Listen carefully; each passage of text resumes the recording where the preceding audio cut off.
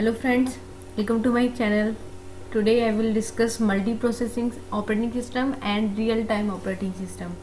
Okay जी, तो हम पहले स्टार्ट करते हैं कि मल्टी प्रोसेसिंग ऑपरेटिंग सिस्टम होता क्या है, मल्टी प्रोसेसिंग सिस्टम क्यों आया।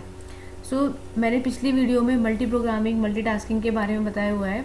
तो मल्टीटास्किंग ऑपरेटिंग सिस्टम में क्या प्रॉब्लम आ रही थी, रिलायबिलिटी की। मीन्स कि कोई एक प्रोसेस, अगर कोई सीपीयू अगर एक प्रोसेस नहीं ले पाता है, मीन्स अगर वो सीपीयू फॉल्ट हो जाता है बीच में प्रोसेस लेने से पहले, तो सारी प्रोसेस एग्जीक्यूट नहीं होंगी। ठीक है, तो इसलिए कॉन्सेप्ट आया मल्टी प्रोसेसिंग ऑपरेटिंग सिस्टम का। तो आप लोगों को अगर मल्टी प्रोग्रामिंग मल्टीटास्किंग के बारे में जाना है तो उस वीडियो को ज़रूर देखिए। मैंने उसमें पूरा समझाया हुआ है कि क्या यूज़ होता है मल्टी प्रोग्रामिंग सिस्टम का और कैसे मल्टीटास्किंग परफॉर्म होती है। ओके, तो हम स्टार्ट करते हैं मल्टी प्रोसेसिंग ऑपरेटिंग सिस्टम के बारे में। अब इसके नाम से हमको पता चल रहा है मल्टी मीन्स बहुत सारे प्रोसेसर्स, मतलब बहुत सारे प्रोसेस एक साथ काम कर रहे हैं, वहाँ पे क्या यूज़ होगा, मल्टी प्रोसेसिंग ऑपरेटिंग सिस्टम। अब हमें क्या समझ में आ रहा है मल्टी प्रोसेसिंग के बारे में। मल्टी प्रोसेसिंग का मतलब कि हमारे पास एक से ज़्यादा सीपीयू होने वाले हैं। ठीक है, नाम से ही पता चल रहा है प्रोसेसिंग मल्टी मीन्स बहुत सारे सीपीयू हमारे पास होने वाले हैं, मीन्स एक से ज़्यादा सीपीयू होने वाले हैं। तो मल्टी प्रोसेसिंग के दो आर्किटेक्चर होते हैं हमको उसको समझने के लिए। First one is symmetric and second one is asymmetric. Symmetric और एसिमेट्रिक का सिंपल मीनिंग ये है, सिमेट्रिक मल्टी प्रोसेसिंग जहाँ पर all processor have equal rights. अब मैं इसको एक रियल लाइफ एग्जांपल से बताती हूँ। लाइक एक कॉलोनी है और उसमें सभी लोगों को राइट्स दिए जाएं कि वो सभी अपना अपना कंट्रोल कर सकते हैं। ठीक है, तो वो कहलाएगा सिमेट्रिक मल्टी प्रोसेसिंग। और एक अदर सोसाइटी है जहाँ पर सिर्फ एक को हमें कंट्रोल करने के लिए दिए जाए, तो वो कहलाएगा एसिमेट्रिक मल्टी प्रोसेसिंग। ठीक है, तो ये दो टाइप के आर्किटेक्चर यूज होते हैं मल्टी प्रोसेसिंग ऑपरेटिंग सिस्टम में। ठीक, बेसिकली हम ऐसे याद रख सकते हैं कि मल्टी प्रोसेसिंग का कॉन्सेप्ट क्यों आया। मल्टी प्रोसेसिंग का कॉन्सेप्ट मल्टीटास्किंग की रिलायबिलिटी का जो इशू था उसको रिमूव करने के लिए आया। ठीक है, और इसके दो टाइप के आर्किटेक्चर मीन्स सिमेट्रिक और asymmetric. Symmetric means no master slave, यहाँ पर सभी अपने अपने कंट्रोल कर सकते हैं कि यहाँ पर कोई भी एक पर्टिकुलर बंदा मास्टर नहीं होगा। और एसिमेट्रिक क्योंकि यहाँ पे एक सीपीयू को कंट्रोल करने के लिए दे दिया जाएगा और वो बाकी सीपीयूज को या बाकी प्रोसेसर्स को कंट्रोल करेगा। इससे फ़ायदा क्या होगा, इससे ये फ़ायदा होगा, मान लीजिए कि एक प्रोसेस एक सीपीयू के अंदर आई और वो प्रोसेसर बाय चांस फेल हो गया, तो वो क्या करेगा, अपना वर्क दूसरे प्रोसेसर को दे सकता है प्रोसेस एग्जीक्यूट होने के लिए। ठीक है जी, बहुत ही इम्पोर्टेंट टॉपिक है मल्टी प्रोसेसिंग का एग्जाम पॉइंट ऑफ व्यू से। इसके अपने एडवांटेज और अपने ही डिसएडवांटेज होते हैं, उसको हम लोग समझेंगे। अब हम इसके एडवांटेज के बारे में पढ़ते हैं। सबसे पहले इंक्रीज थ्रूपुट। थ्रूपुट मैंने पिछली वीडियो में भी बताया हुआ है। थ्रूपुट का मीन्स क्या होता है, थ्रूपुट का मीन्स होता है number of process execute at per time. Means per time पे एक नैनो सेकेंड या एक सेकेंड पे कितनी प्रोसेस एग्जीक्यूट हो रही है, उसका मीन होता है थ्रूपुट। तो यहाँ पे ऑब्वियस सी बात है, जब हमारे पास प्रोसेसर्स अलग अलग होंगे तो थ्रूपुट इंक्रीज होगी। उससे क्या होगा, रिलायबिलिटी भी इंक्रीज हो जाएगी। जैसे मैंने अभी एक एग्जांपल बताया कि मान लीजिए एक प्रोसेसर एक प्रोसेस को नहीं एग्जीक्यूट कर पा रही है, मीन्स फेल हो गई है बीच में, तो दूसरी प्रोसेसर क्या करेगा, उस प्रोसेस को ले लेगा और रन कर सकता है। इससे क्या होगा, रिलायबिलिटी इंक्रीज होगी। Battery saving efficient best example है बैटरी सेविंग एफिशिएंट। और कॉस्ट सेविंग इसलिए क्योंकि अगर हम मान लीजिए कोई एक अपना एक सिस्टम बनाना चाहें तो हमें सिर्फ किसकी ज़रूरत होगी, हमें सिर्फ एक न्यू प्रोसेसर की ज़रूरत होगी। बाकी हार्डवेयर और सर्किट्स तो कॉमन ही होंगे ना, तो बेसिक बात है कि हमारी कॉस्ट सेव ही होगी। तो बेस्ट है मल्टी प्रोसेसिंग सिस्टम्स। अब हम इसके डिसएडवांटेज की बात करते हैं। थ्रूपुट में decrease due to overhead coupling. Coupling एक सॉफ्टवेयर टर्म है। कपलिंग और कोहेरेंशन ये हम आगे डिस्कस करेंगे जब सॉफ्टवेयर इंजीनियरिंग की प्लेलिस्ट क्रिएट करेंगे।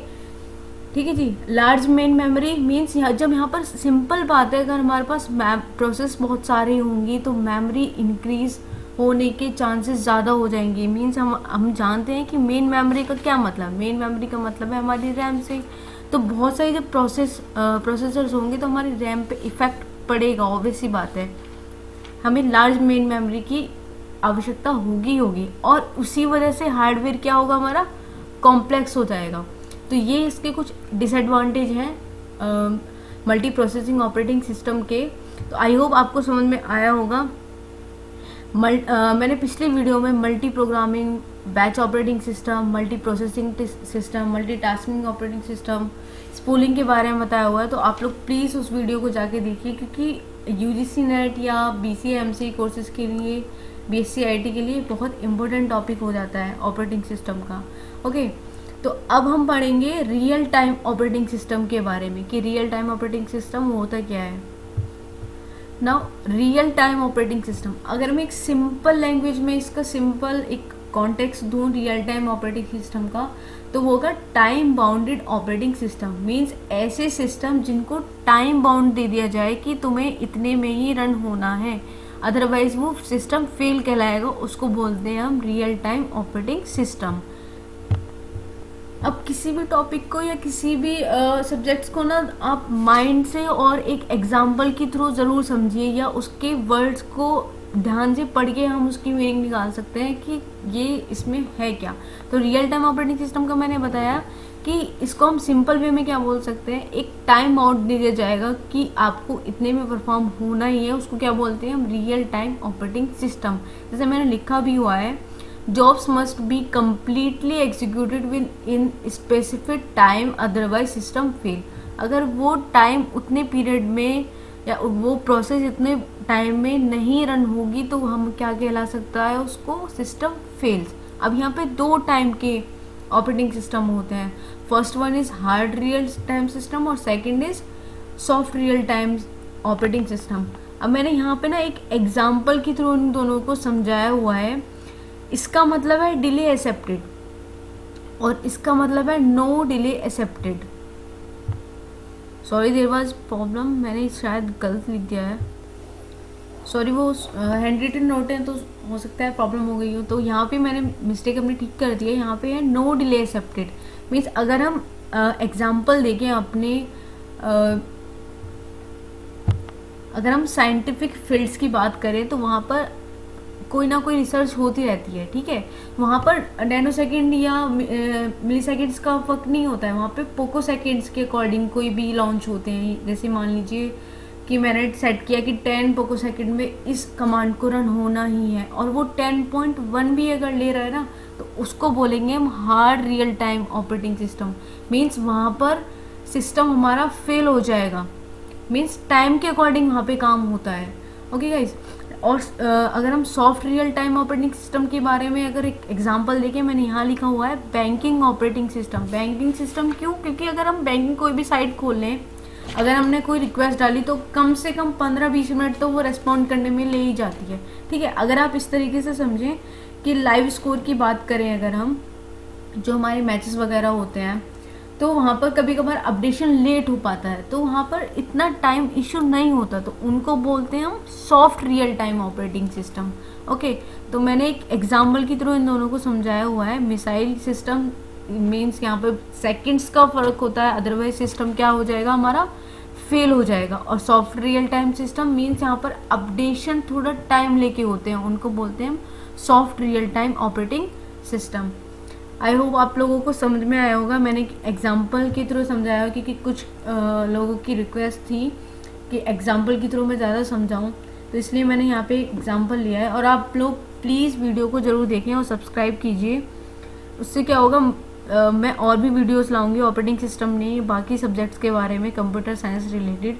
और यूजीसी नेट के पर्पज़ से बहुत इम्पोर्टेंट टॉपिक है ऑपरेटिंग सिस्टम। यूजीसी नेट नहीं, JRF या फिर TGT, SO एग्ज़ाम सभी में ऑपरेटिंग सिस्टम ज़रूर आता है। तो आई होप आप लोग समझ रहे हैं। Okay, thank you guys, thank you so much.